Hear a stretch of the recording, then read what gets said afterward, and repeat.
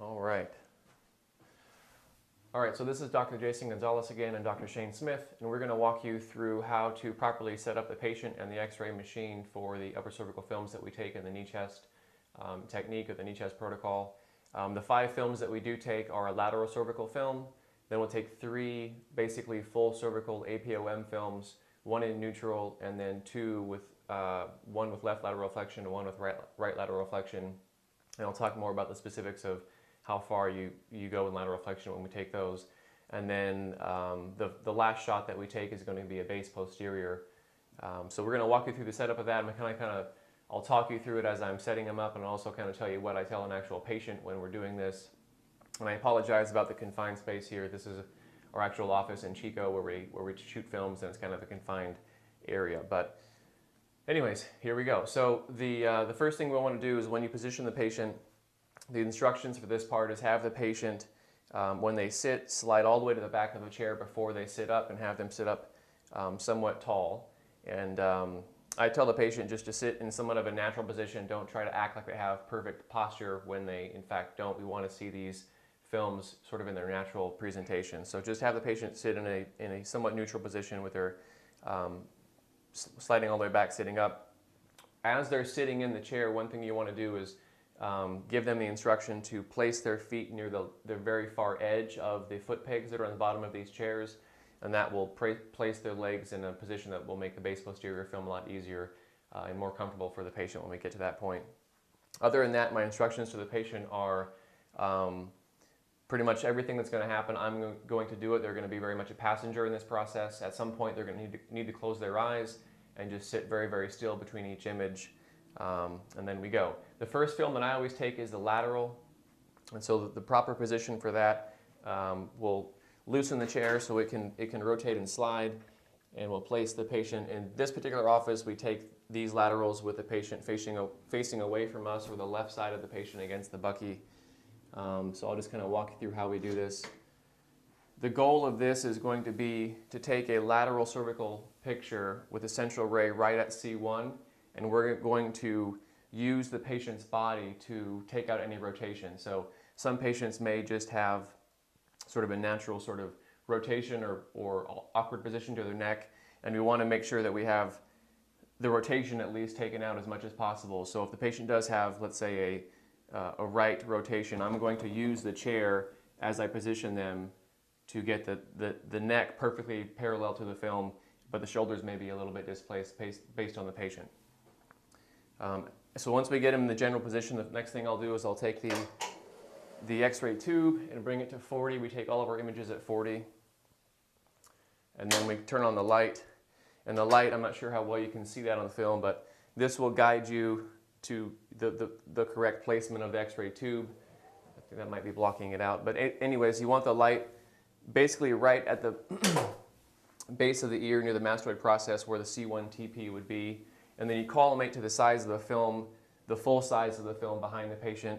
And these are 10 by 12 images. So regardless of the size of the neck, we're looking at everything that we can possibly see given the size of the picture that we're taking. So for this patient, at this point, I would have the patient's eyes open as I'm getting things pretty dialed in, and then the last thing I would do is have them close their eyes, and I'll show you how that works near the end. So make sure your cassette's in there. Once you have the central ray set in terms of the level, then you can come back and set your bucky in the appropriate position. Oftentimes that will open up another gap for you to slide the patient even closer to the film now that his shoulders are kind of beneath it. And you want the shoulders just barely touching or just barely off. You don't want the patient contacting that. So there is going to be a gap between the neck and the bucky, and that's okay.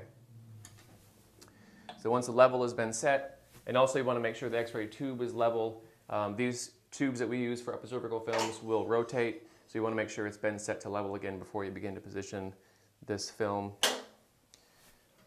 So now we're going to move the patient into position so the crosshairs are right pretty much on the TP of C1. It's in line with the bucky behind it, and we're collimated to the maximum size of the film. And again, I apologize if you can't quite see exactly how this looks, but I'll take close-up pictures and get those to you as well. And so everything is set with this and the bucky. And the patient, the last instruction I have for the patient is once I tighten the chair, everything's been positioned. Now the chair is secure. I'll instruct the patient to do the following. So Dr. Shane, I want you to go ahead and close your eyes for me. With your eyes closed, I want you to rotate your head to the left a little bit, to the right, and then bring your head back to neutral with your eyes closed. So now that the patient has their eyes closed and I took them off center, when they come back to center, that's their true center. So now based on this, I'm going to look for alignment and possibly correct for any rotation I see and get his neck exactly in line with the film. And again, his shoulders may be a little bit off, but I'm looking at the head and neck relationship. So now that I know he's all set, crosshairs are where they need to be. At 40 inches, there's a good shot for lateral cervical film. And just so you guys can see now, crossrays are just right about there. So now the next picture we take is going to be the most complicated of the three, and these are the APOMs. Typically I'll move the X-ray machine out of the way again because I'm going to need to do quite a bit of positioning, and I'll bring it back to 40 when we are ready to take the films. So we'll loosen the chair, I'll spin the patient back around, you can open your eyes again, and make sure there's a nucleus head in there, obviously when you're taking the films. So these I like to explain to the patient before we actually do them, because I don't want them opening their eyes or talking when we're actually taking these films or moving very much. So I find it to be most helpful if you fully explain exactly what you're going to be doing before you start, and then it goes much smoother. And you do kind of have to move quickly for these because the patient is going to have their eyes closed for quite a while, and when their eyes close, they tend to drift their position a little bit, and you need them to be pretty much in the same position every time when you start taking one of these films. So you need to move quickly, and you should practice this before you actually take it on an actual patient.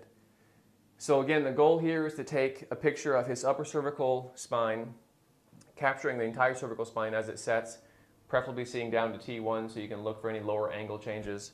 We're going to be taking these through the open mouth, so I'll instruct the patient why we do that as we go. And then you also want to have the patient in their natural position. So again, the eyes are closed. I'll take their head off center and have them resettle it before we start. And if there's a bit of a head tilt when you line them up, then so be it. Incorporate that into your films. We'll be using the head clamps for this as well to limit lateral flexion for the lateral flexion films. And we may have to also tilt the bucky to accommodate for any anterior head carriage, or if the patient has kind of a natural inclination to look down, we want to make sure this is pretty much flush against the back of his head and the top of his back, but not quite touching. So again, there's no set degrees. You're just going to have to make it custom to the patient that you're working with. So I'll just kind of set him up and talk to you as I go. So the first thing I would do is get the patient close to the bucky, assess that back of the head and back of the top of the shoulders angle, and Dr. Shane is pretty well even, maybe just a little bit forward, so I'll just custom that a little bit. I'm going to bring, now that he's kind of positioned facing forward, I'm going to bring my X-ray tube back to 40 degrees. Okay, so now I know that's set, and I'll begin to angle this to accommodate the actual picture. So what I've done already at this point is I've already seen the lateral film, so I know approximately where the occiput C1, C2 junction is in relation to the top of the jaw, the top back of the jaw, like the last molars. And that will give me a ballpark idea of the angle to take. And again, I'll take close-up pictures so you can see what I'm talking about here. But you kind of have to imagine and you use your mind's eye a little bit when you set this patient up, or any patient up. And the more that you can do before you actually take the picture, the less you're going to have to take retakes. If you do take a picture and you can't see what you need to see, then you can't really use the film to analyze it for a listing. So it's important that you take your time in setting these up and make sure you actually get what you need to see. And what we have to see essentially is where the foramen magnum meets the lateral masses of the C1 vertebra, and also how C1 rests on C2. It's not totally required that you see the lateral tips of the lateral mass in C2 looking for the overhang. We're more concerned with the foramen magnum, the dens, and the C1 lateral mass. So taking that into account, I have that image of their lateral film when I shoot the picture, and I'm going to be eyeballing what I think that angle needs to be, and I'll use the light. Go ahead and close your eyes for a second, Shane. I'll use the light to begin to ballpark what that angle is going to be. So It's kind of happens in steps. I don't ever get anything totally set. I just sort of customize it as we go. I'll scoot him back a little bit. And let me just kind of tell you what I tell the patient about how this works. So Dr. Shane, what we're going to be doing is taking a few films of your neck from the front, and we're going to be focusing on the top of your neck, so we're going to need to do that through your open mouth. If you can imagine where your teeth sit in relation to your spine, your teeth are actually covering the top part of your neck, so I'm only having you open your mouth so I can get your teeth out of my way and actually see the spine behind it. Okay. When we take these pictures, it's really important that we have a very consistent starting point, so I found it to be easiest if you have your eyes closed and then keep them closed the entire time. Okay. At some point, I will ask you to bend your head a little bit left and a little bit to the right, and I'll help you do that when we get to that point.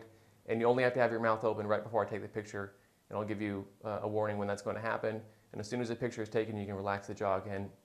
But you're going to keep your eyes closed the entire time and your head still as possible. Okay, so now the patient kind of knows what's coming, and here we go. So I'll tell the patient, I'm just going to line you up as much as I can before you close your eyes, just in an effort to limit how much time the patient has to be there with their eyes shut, wondering what's happening. Okay, so he's positioned about as well as I can get him. Now I'm going to have him close his eyes because I'm going to use the light and everything else around it to help this process. So with Dr. Shane, I've seen his lateral film, and now what I'm doing is in my mind's eye, I'm looking, imagining where his jaw would be in relation to that C1 joint complex, and I'm using the shadow cast by the light to basically mimic that, and I'll double check it before I actually shoot the film. Again, you need to be cognizant of making sure that your cassette is in line with the central array to get a complete film. So over here, I'm going to need to move that up a little bit.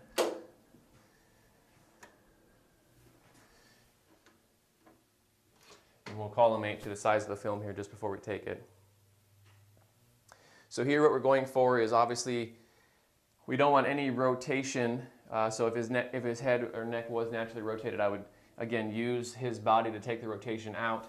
And I also want the central array to be in line with my angle, and then vertically his head should be centered on there. If he has a bit of a head tilt, it's going to be really hard to get, you know, the glabella and the chin and everything else to line up. So as much as center as you can given their anatomy or head tilt. Once you have the angle set, once the patient has been brought close to but not touching the bucky and the angle of the bucky matches the back of their head and shoulders, we're almost there. The last few things we have to do is make sure that the patient has little to no, or not little to no, but no rotation of the head and neck given in relation to the bucky. And sometimes crooked noses and whatnot will throw you off, so use a few different landmarks to find it. Sometimes the width between the side of the eye and the side of the head is a good gauge. The jawline can be helpful sometimes as well. Once you think you have it set, the distance is set, the angle is set. Now the last thing I'll do is I'll instruct the patient, I'm going to gently touch the top of your head. Shane, I want you to keep your head still and open your jaw for me as wide as you can. Just like that. So now the head's still, the jaw's open. I'll come one more time and check and imagine if I can see past the teeth, through the atlas, or through the back of the mouth and through the atlas. And as you can see here, it's, well, you probably can't see here very well, but it's a good shot. Go ahead and relax the jaw. Now before I take the film, I've already set the factors, updated the cassette, and I'll do one open and close before I actually shoot, because I want to be aware of how he reacts to opening his mouth and then closing it again. See if he moves a lot or not. So for Shane, go ahead and open your mouth one more time, and then close it. So he's able to position his head and keep it very still, so I'm comfortable with him, giving him maybe a bit more time between each image. So what I'll do is I'll go have him open his mouth. I'll go back, take the film. As soon as I take the film, I tell the patient to go ahead and relax the jaw, but keep the eyes closed and the head still. And now as quickly and efficiently as I can, I'm swapping out the cassette. I'm running over there, putting it in the one, bringing it back, and then we're moving on to the second series, or the next films after that. But as I'm getting the next ones kind of set up and putting the cassette back, I'm going to wait for this to develop because I want to see exactly if I have the right angle for the central array to see what we need to see. If you don't have the right angle of this picture, you're not going to get the right angle with the other ones as well. So it's worth to wait for one film to develop and have them sit there with their eyes closed versus taking 3 bad films and starting over. So long as I know I can see what I'm going for. Then we move on to the lateral flexion films. And this is where I'll employ the use of the head clamps. Let me just bring these down. And these are self-centering head clamps, so we can just use these, place them around the side of the head. Now the lateral flexion, the amount of lateral flexion that you want is 15 to 30 degrees at most. That's about as much as you need to engage the upper cervical spine. Any more than that, and you're working with a lower cervicals, and actually can make it more challenging to get a listing from those films. So 15 to 30 degrees of lateral flexion is not much at all. So if you can place a marker on your cassette if you'd like to help you gauge that, but 15 degrees is, again, it's small. 15 to 30 degrees is what you want. So for him, I'm going to bring these a little bit closer. They're self-centering. And if he were to bend left and right, that would be about 15 degrees. Now when I'm instructing the patient, what I tell them is, I'm going to gently place my hands around the side of your head, Shane. And when you do this, try to do it so you can still see the light that's being cast by the tube. And I'm going to tell the patient, I'm going to gently place my hands on the side of your head, and I want you to try to bend your right ear towards your right shoulder a little bit. Have him do that. And as he does that, I'm just kind of waiting to see. He's moving himself, but I'm gently just sort of guiding the motion. And as he bends his head to the right, as soon as he touches that bumper, I'm just going to have him stop pressing and just hold it right there. Now what I'm looking for with the tube is, as he bends, the central ray crosshair should translate to the high side of the mouth, because if he keeps his mouth totally still and bends his head, that picture is going to show rotation on the film, and that's going to be no good in terms of getting a listing. So be very aware of how the whole face tracks in lateral bending. The crosshair should migrate to the high side of the mouth to get a good film. So once the patient is positioned like this, I'll just run back over there and instruct the patient to, again, open the jaw with keeping the eyes, the head still. I know he's in alignment already. I snap the film, come back, change everything out, relax the jaw, bring the head back to center. And then once he's back in the same position starting wise, we'll then move on to the next film, which will be the opposite side, lateral flexion, in this case left. So again, I'll tell the patient, I'm going to gently touch your head, drop your left ear towards your left shoulder. I'm going to watch to see the rotation or the translation of the central ray, so he probably should turn his head a little bit more this way. Now I know I'll get a clean shot with no rotation. Last thing he's going to do is open his jaw very wide again. And I know everything's already lined up. Take that film, close the jaw, return the head back to center. And I'll leave them there like this until I have the films developed, just to make sure that we don't have to do any retakes. And assuming those all came out, I'll turn off the light, tell the patient they can open their eyes and relax. The hard part's over, and we have one more to take. And the last one we're going to be taking is the base posterior, which allows us to check for the aspect of the A or versus P for the listings for the atlas. You can also check for spinous position of C2. So for this last film, you're going to bend the angle the bucky to 45 degrees facing down, so kind of on top of the patient, which will catch the central ray, catch the picture going up. And you're going to drop the bucky to the floor, and you no longer have to keep it at 40 centimeters from the patient.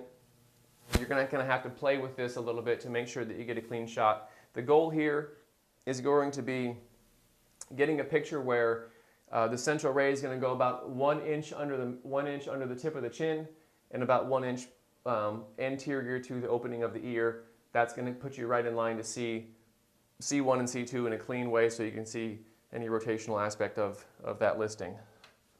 So what you want to do is you want to back the patient up to where they're about under the center of the bucky. So if I were to drop this down, the top of his head would kind of be almost in the center of the traced out cassette there.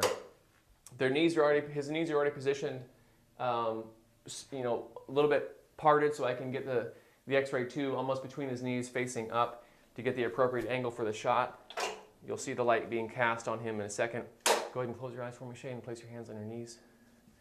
So as the light comes on, what I'm doing is I'm just simply looking to see where it hits the chin, and then as it comes up his face, where it hits in front of the ear, almost like a chin strap for a football helmet. And then you also need a collimate to get back to the size of the film.